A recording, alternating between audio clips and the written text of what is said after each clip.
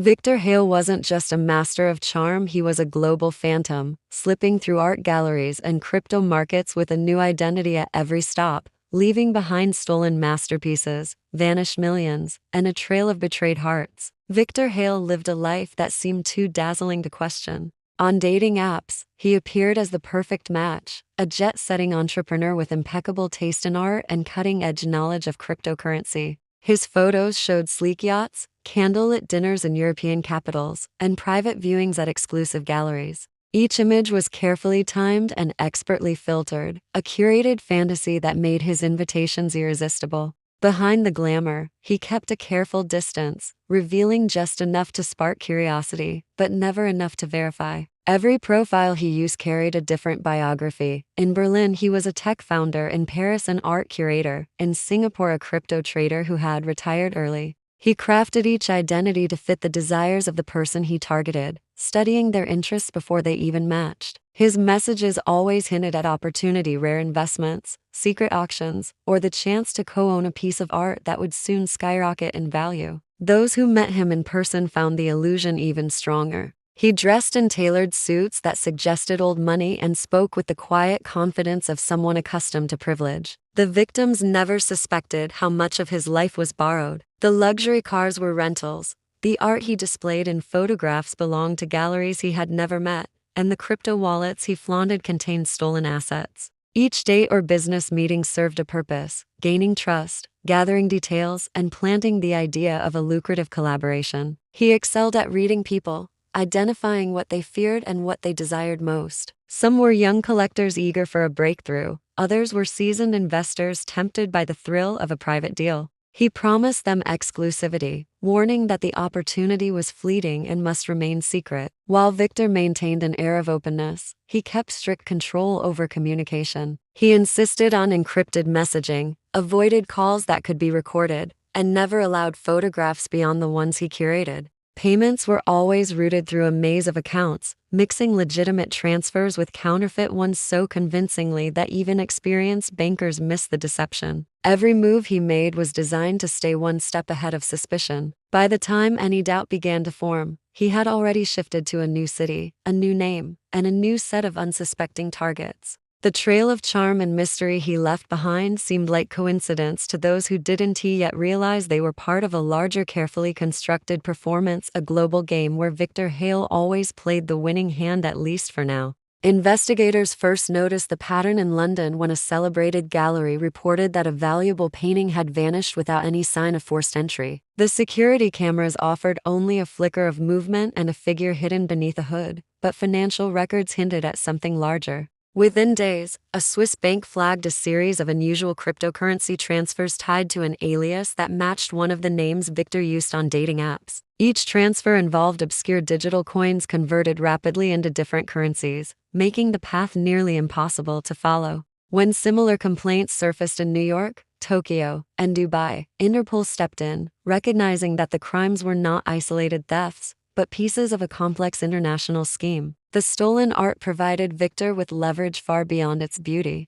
He used the paintings and sculptures as collateral for private loans in the crypto world, presenting forged documents that passed even expert inspections. The borrowed cryptocurrency then fueled new scams, funding luxury items and fake investments that disappeared before anyone could react. Every step in his operation was layered with misdirection. False passports carried different names but similar photographs, while shell companies registered in distant countries provided a convincing front for his activities. He seemed to understand the limits of every legal system and exploited the gaps between them. Agents across continents began sharing information, but each lead dissolved like smoke. A private jet landed in Lisbon only hours after a stolen sculpture crossed a border checkpoint in Spain. Surveillance cameras caught glimpses of a man in a designer coat in one country, while a nearly identical figure appeared in another city the same day. Digital traces pointed to encrypted networks and disposable devices, with login locations shifting faster than investigators could respond.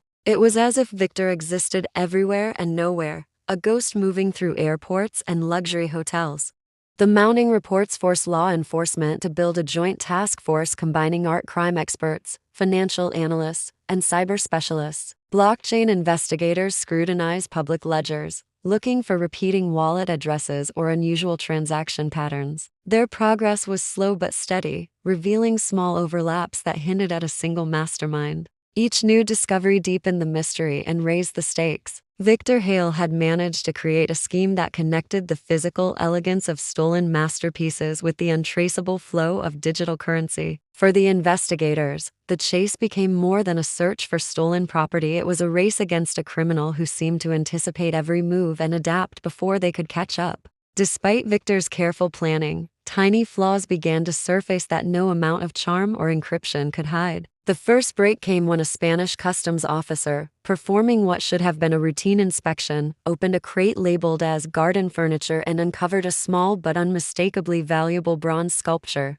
Paperwork accompanying the shipment listed a fictitious shipping company and a non-existent sender. That discovery set off alarms across Europe, and investigators quickly matched the sculpture to a gallery theft in Copenhagen months earlier. While the lead was thin, it was enough to draw more attention to Viktor's movements and the complex chain of accounts tied to his aliases. Meanwhile, a blockchain analyst working with Interpol noticed something strange. A supposedly private crypto wallet, long believed to be unreachable, repeatedly connected to the same Wi-Fi network in Lisbon at odd hours. The analyst flagged the pattern, and cyber experts began tracing other digital footprints. They found that Viktor, despite his constant travel, favored certain high-end hotels and exclusive co-working spaces that offered strong encryption. Security footage from one such location captured a man who fit his description: tall, impeccably dressed, and carrying a laptop adorned with a distinctive sticker that appeared in multiple cities. Financial regulators joined in, quietly freezing several accounts where suspicious transactions clustered. Without immediate access to funds, Viktor had to slow down his rapid transfers, creating more opportunities for authorities to observe his next steps.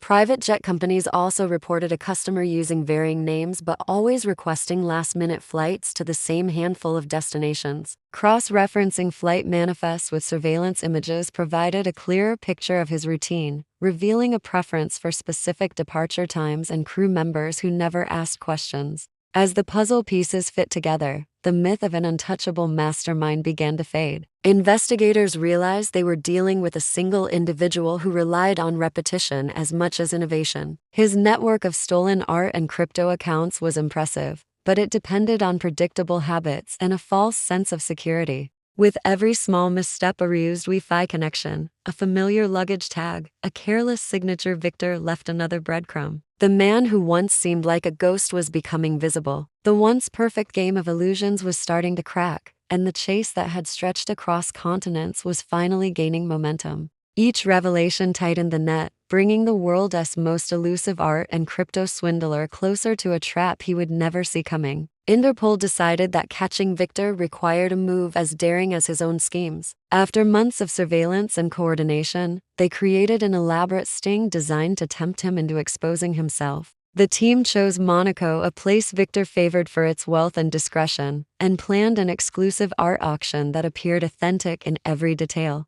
Invitations were quietly sent to select collectors, each one hinting at the sale of rare masterpieces and an opportunity to buy a recovered painting that Viktor had stolen months earlier. The piece was genuine, but secretly reclaimed by authorities and fitted with discreet tracking technology. Every aspect of the event was crafted to appeal to Viktor's appetite for risk and profit. Undercover agents posed as wealthy investors, gallery owners, and private brokers. They rented a luxurious venue overlooking the harbor and hired professional staff to maintain the illusion. Security cameras were hidden behind decorative panels, and plainclothes officers mingled among the expected elite. Even the guest list was manipulated, featuring familiar names Viktor might recognize from his earlier cons, ensuring he would believe the auction was legitimate. Interpol analysts monitored encrypted chat channels and dark web forums, waiting for signs that he had taken the bait. Days before the auction, a new alias surfaced in travel records: a supposed investor from Eastern Europe booking a last-minute flight to Nice. The ticket matched patterns from Viktor's past movements, and agents braced for the encounter. On the night of the event, a man fitting his description arrived in a tailored suit and a subtle disguise: tinted glasses, a different hairstyle, a trimmed beard. He moved with confidence, scanning the room as if measuring every exit. Guests saw only another wealthy bidder, but hidden cameras tracked his every step while undercover officers kept their distance. The bidding began with smaller pieces, each sale designed to build suspense until the headline painting appeared. When it finally took the stage, Viktor raised his paddle with calculated ease, offering a price that outstripped the competition. As the auctioneer's gavel came down, discreet signals passed through the security team. Without a single dramatic gesture, the doors locked and plainclothes agents closed in. Viktor glanced toward the nearest exit, realizing too late that every path was blocked. His phone was disabled remotely, cutting off his encrypted connections. The man who had once crossed borders with impunity found himself surrounded, the walls of deception collapsing in a silent but decisive end to his global run. The quiet arrest in Monaco sent ripples across the art world and the cryptocurrency community within hours. News outlets broke the story before dawn, labeling Viktor Hale as the mastermind behind one of the largest combined art and crypto frauds ever recorded. For years, he had been a phantom presence, admired by some for his daring and despised by those he deceived. But now he was a man in custody, facing a mountain of evidence collected from across the globe. Investigators revealed that more than $120 million in stolen artworks, forged collateral, and digital currency had flowed through his network of false identities. The sheer scale of the operation stunned experts who had long suspected separate criminal groups rather than a single individual. Authorities quickly moved to recover what he had taken. Hidden storage units in Lisbon, Berlin, and Dubai were raided, uncovering paintings wrapped in plain cloth, sculptures carefully packed beneath false flooring, and ledgers that mapped the complicated web of cryptocurrency wallets. Cyber teams worked around the clock to trace frozen accounts and reverse transactions, slowly clawing back millions of dollars for victims. While not every piece of art could be returned immediately, insurance companies and international agreements ensured that many collectors regained their treasures, a process that continued for months after the arrest. For those who had trusted Viktor personally, the revelations were deeply personal. People who once saw him as a charming partner or visionary investor struggled with feelings of betrayal and embarrassment. Interviews with former acquaintances described the experience as waking from a dream only to realize the danger they had been in. Despite their losses, many found a measure of relief in seeing him exposed, no longer able to manipulate with effortless confidence. The trial, held in a neutral European court, became a symbol of modern crime's evolution. Prosecutors detailed how Viktor merged the old-world elegance of fine art theft with the digital complexity of cryptocurrency laundering, forcing legal systems to adapt. International regulators responded with new safeguards, tightening requirements for art sales and cryptocurrency exchanges to prevent similar schemes. In the end, Viktor Hale remained a figure of fascination as much as warning. His story reminded the world that charm can disguise meticulous deception, and that the glitter of wealth, whether on canvas or a blockchain, can hide the shadows of fraud. What once seemed an untouchable fantasy collapsed into a cautionary tale, proving that even the most carefully constructed illusions eventually meet reality.